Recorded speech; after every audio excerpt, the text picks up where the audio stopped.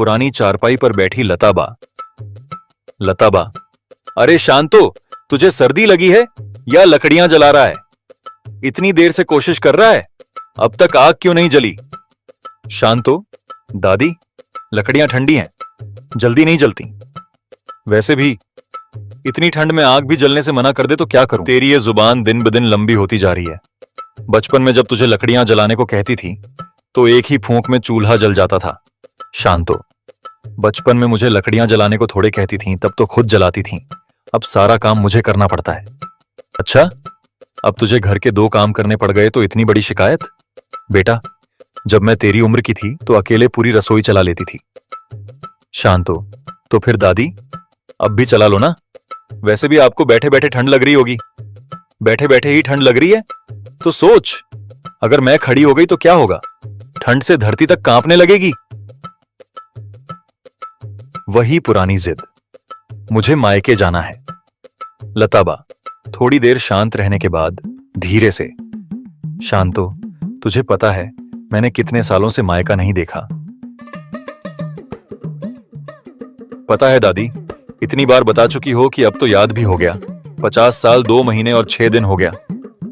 लताबा गहरी सांस लेते हुए, हाँ, 50 साल, आधी जिंदगी निकल गई, लेकिन मैं मायके नहीं जा पाई। शांतो, दादी, मायके जाने में ऐसी क्या बात है? आपको वहां कौन याद कर रहा होगा? लताबा, तेरे लिए कुछ नहीं, पर मेरे लिए सब कुछ। मायका कोई पराया घर नहीं होता, वहां की मिट्टी तक मुझे पहचानती होगी।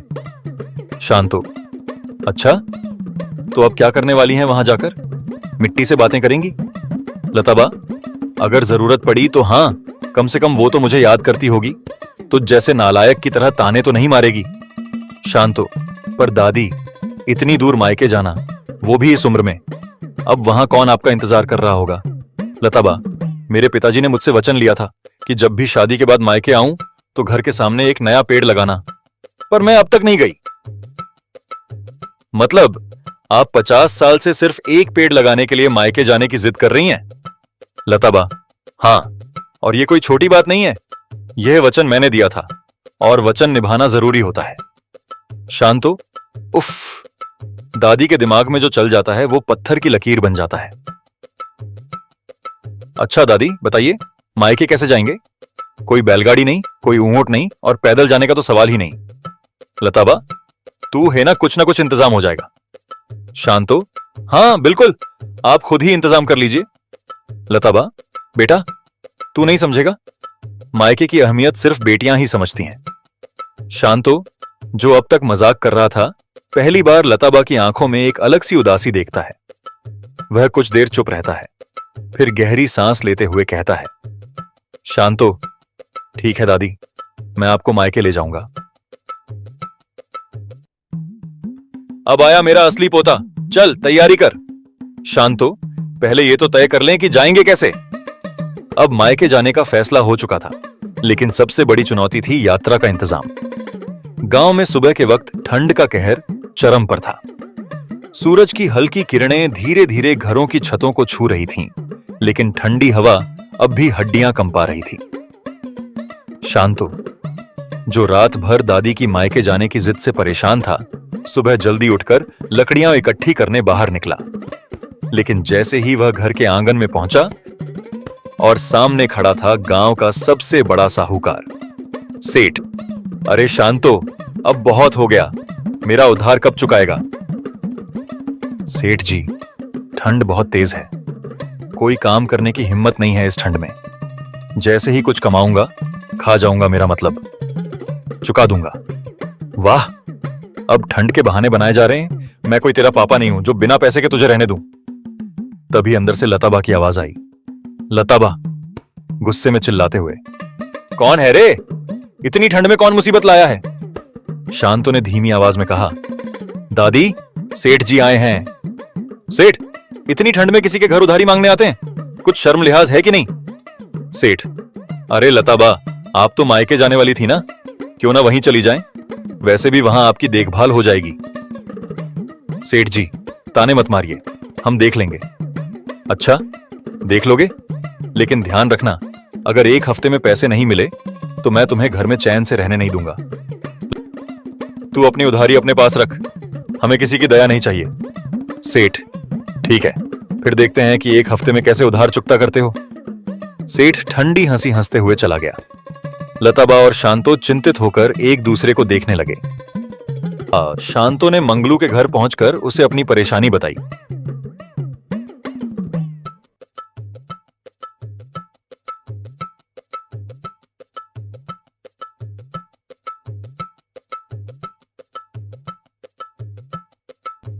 भाई, तेरी गधा गाड़ी चाहिए। मंगलू, अबे तू गधा खरीदने आया है? शांतो, नहीं, बस कुछ दिनों के लिए गधा उधार चाहिए। मंगलू, गधा उधार? और वो भी तुझ जैसे आदमी के पास? नहीं, मेरे गधे की इज्जत है। भाई, दया कर दे, दादी को मायके छोड़कर आना है। मंगलू, अबे 50 साल बाद कोई मायके जाता है क्या? शांतो, भाई दादी की जिद से तंग आ चुका हूं, एक बार मायके ले जाकर ही इस कहानी का अंत करूंगा। गधा गाड़ी मुफ्त में नहीं मिलेगी। मंगलू गहरी सोच में पड़ गया। फिर उसने अपनी दाढ़ी खुजलाते हुए कहा, गधा गाड़ी दूंगा, पर एक नहीं, 3 शर्तें हैं। शांतो, 3 शर्तें?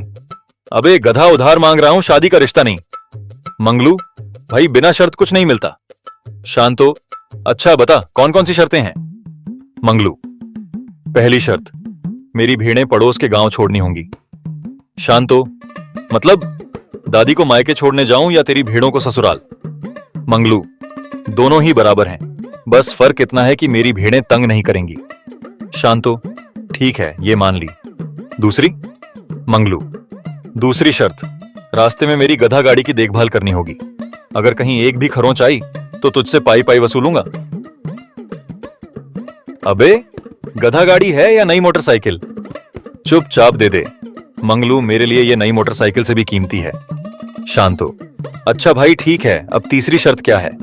मंगलू, तीसरी शर्त, रास्ते से मेरे लिए कुछ गर्मा गर्म जलेबियां लानी होंगी। मंगलू, शर्तें मानी जाएंगी, तभी गधा मिलेगा। शांतो ने थोड़ी देर तक मंगलू को घूरा, फिर गहरी सांस लेते हुए बोला, ठीक है भाई, ये तीनों शर्तें मंजूर हैं।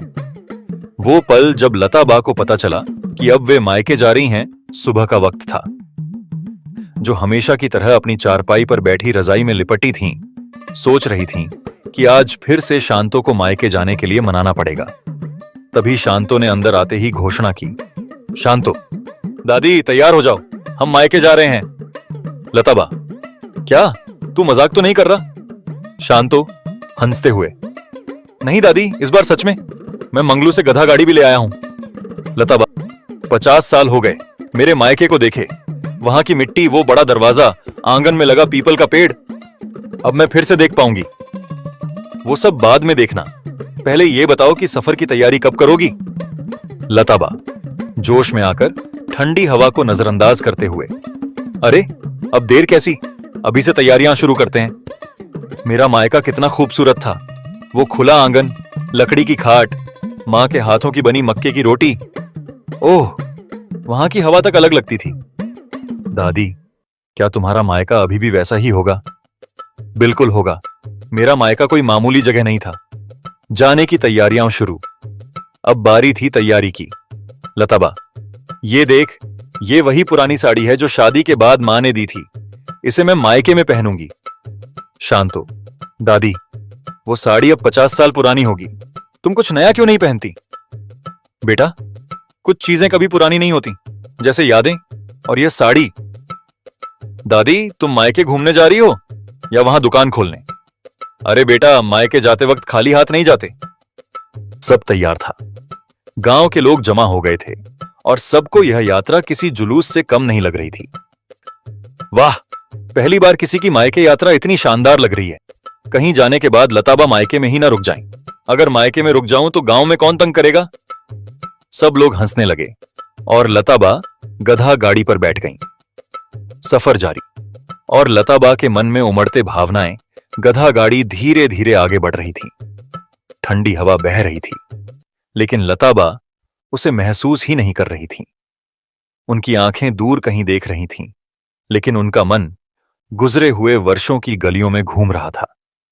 आज 50 साल बाद वे अपने मायके जा रही थीं।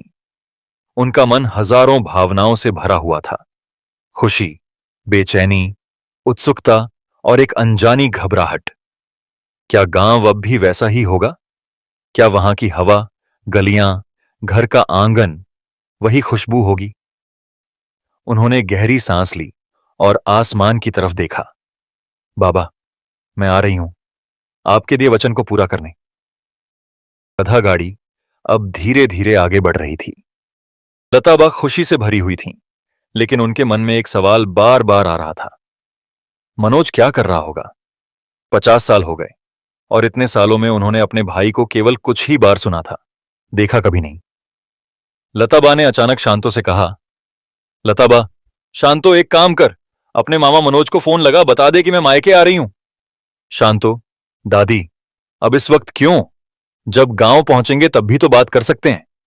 लताबा थोड़ा झुंझलाकर, अरे नालायक, अगर मैं जा रही हूं तो मेरा भाई भी वहां होना चाहिए, उसे भी तो पता चले कि उसकी बहन आ रही है।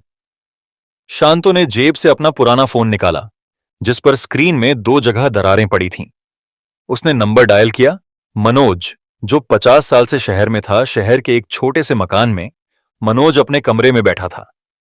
मनोज का जीवन अब उतना आसान नहीं था। शहर में आकर कई साल मेहनत की, लेकिन की उम्र बढ़ रही थी और कमाई कम होती जा रही थी। मामा, पहचाना? मनोज, शांतो?